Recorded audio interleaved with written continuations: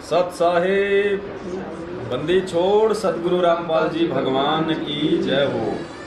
सत साहिब भाई और बहनों, आज दिनांक 25 जून 2022 को हम हरियाणा के फरीदाबाद में हमारी बहन है जिन्होंने परमात्मा से उपदेश ले रखा है, कांता दासी है।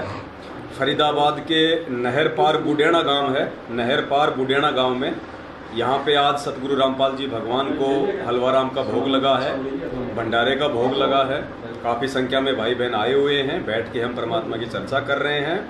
तो यहाँ उनकी सासू माँ है बहन कांता दासी की, लगभग 85 से 90 के बीच में इनकी उम्र है और ये संकल्प नाम उपदेशी हैं। इनको समझाई गई सारी बातें, परमात्मा जी का सत्संग बताया गया, इनके समझ में आया और इन्होंने कहा कि नाम तो मैं गुरु जी आएंगे तभी लूँगी और मैं भक्ति कैसे करूं, मेरे को वो बता दो बस। तो बहन ने इनको संकल्प के बारे में बताया, फिर इनको संकल्प उपदेश दिलाया परमात्मा के दरबार के आगे। और माता जी 90 साल की उम्र में संकल्प दीक्षा लेके, पहले इनको ढंग से सुनाई भी नहीं देता था, अब तो परमात्मा के सत्संग भी अच्छे से सुनने लगी है। 90 की नहीं हूँ बेटा, हाँ 80 की होंगी, 80 के आसपास। हाँ तो मतलब एग्जैक्ट इनको उम्र का नहीं पता है, लेकिन जो बहन है वो बता रही कि 85 के आसपास की है माता जी। हाँ क्योंकि उम्र से भी आप देख रहे होंगे, इस उम्र में तो लोग बैठ जाते हैं। और आपने देखा होगा अभी भोग की आरती में माता जी ने पूरी की पूरी आरती खड़े होके करी है। बताओ, अभी जो नौजवान हमारे जो भाई बहन हैं, नौजवान वो विरोध कर रहे हैं कि खड़े होके आरती नहीं करनी, खड़े होके आरती नहीं करनी, जैसे उन्हें कैंसर हो रहा हो घुटनों में। और ये 80-85 साल की माता जी ने 1 घंटे की पूरी भोग की आरती खड़े होके करी है। तो कुछ शिक्षा लो भाई साहब, युवा भक्तों, शिक्षा लो माता जी से। तुम कहाँ खड़े हो जिंदगी में? पहले पत्थरों के खड़े होके भोग लगाते थे, अब असली भगवान मिल गया है तो तुम्हें खड़े होने में शर्म आ रही है, तुम्हें दिक्कत आ रही है। यही तो काल प्रेरणा होती है। तो बहन जो माता जी हैं वो परमात्मा को भोग लगाती हैं, सतगुरु रामपाल जी भगवान को अपने घर पे उनकी तीनों समय की आरती सुनती हैं और अपना गुरु जी का सत्संग सुनती हैं। और देखो परमात्मा कहते हैं ना कि अगर बाल्टी और रस्सी अगर कुएं में गिर रही हो और भागते भागते अगर उसकी पूंछ भी पकड़ ली तो भी कुछ नहीं बिगड़ा, वापस खींच लेंगे कुएं से। तो परमात्मा ने उम्र के अंतिम पड़ाव में अपनी बेटी का दामन थाम लिया, रस्सी की पूंछ पकड़ ली। अब धीरे धीरे परमात्मा जितनी भक्ति हो पाएगी उतनी तो इस उम्र में करवाएगा। और मालिक तो समर्थ है, अगर इसी उम्र में पार करना होगा तो भगवान उम्र बढ़ा दे, परमात्मा सद्बुद्धि दे दे, नहीं तो मालिक के हाथ में है अभी आत्मा। क्योंकि जिसको सतगुरु रामपाल जी भगवान ने एक बार पकड़ लिया फिर वो आत्मा उनकी हो जाती है। अब अगली बार मालिक चाहेगा तो बहन को तुरंत मानव जन्म देके किसी अच्छे घर में, और जन्म लेते सच्चाई बोलना शुरू कर देगी और परमात्मा दे के अपना सतभक्ति मंत्र पार कर देगा। तो ऐसे दयालु परमात्मा है ये सतगुरु रामपाल जी भगवान।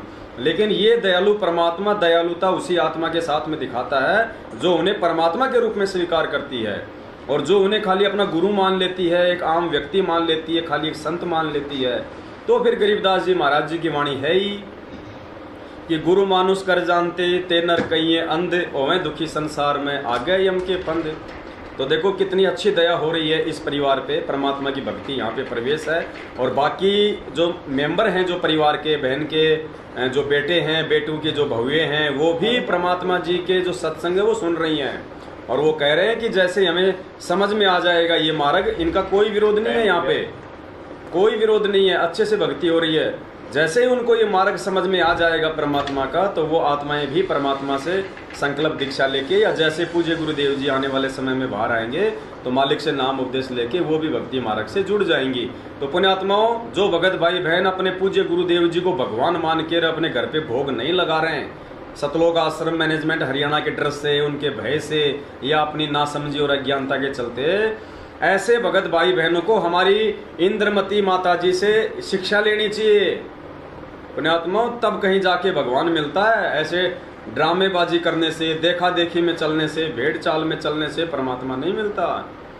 हमने गुरु और भगवान दोनों को एक करना पड़ेगा। जब तक हम इनको दो समझ के चलेंगे तब तक हम तो दोजक की भक्ति कर रहे हैं, हम सतलोक की भक्ति नहीं कर रहे। जब तक हम गुरु और परमात्मा को दो मानेंगे तो मालिक कहते हैं गुरु और गोविंद दो नहीं भाई, और जो दो समझेगा वो दोजक में जाएगी, वो नरक में जाएगा।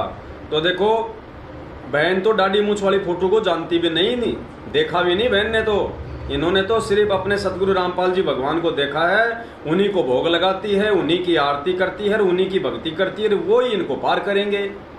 इसलिए पुण्यात्माओं आप जी से हाथ जोड़ के विनती है, ये देखा देखी का मार्ग नहीं है। सतगुरु रामपाल जी भगवान थोड़े समय के लिए धरती पे हैं, फायदा उठा लो, बाद में रोओगे पछताओगे। ना उनका भाई तुम्हारे को सहारा देगा, ना उनके बेटा बेटी तुम्हारे काम आने वाले, ना ये 2 कोड़ी के नामदान संचालक और ये कोऑर्डिनेटर तुम्हारे काम आने वाले। काम आने वाला जो है उससे तो तुम दूरी बनाए बैठे हो हैं। मालिक कहते हैं ना कि चेतन सेती ओलना और जड़ सेती वो प्यार प्रेम, कि जो जड़ है, जो पत्थर है, जो मूर्त है, जो फोटो है, उससे तो तुम प्रेम लगा रहे हो, उससे तो तुम प्रीति दिखा रहे हो, और चेतन सेती तुम ओलने कर रहे हो। जो चेतन है, जो वर्तमान में धरती पे प्रकट है, उससे तुम घूंघट निकाल के बैठे हो। कैसे बात बनेगी भाई? तो माता जी से शिक्षा लो और अपने अपने घरों पे इस मैनेजमेंट का भय छोड़ के ज्ञान आधार से रोज नहीं तो कम से कम सप्ताह में थोड़ा सा हलवाराम बना के देसी घी में सतगुरु रामपाल जी भगवान को भोग की आरती के साथ में भोग लगाओ, उनको प्रसन्न करो। भगवान प्रसन्न है तो सब कुछ बल्ले बल्ले है, नहीं तो फिर थल्ले थल्ले है। सत साहेब बंदी छोड़ सतगुरु रामपाल जी की जय हो। सत साहेब।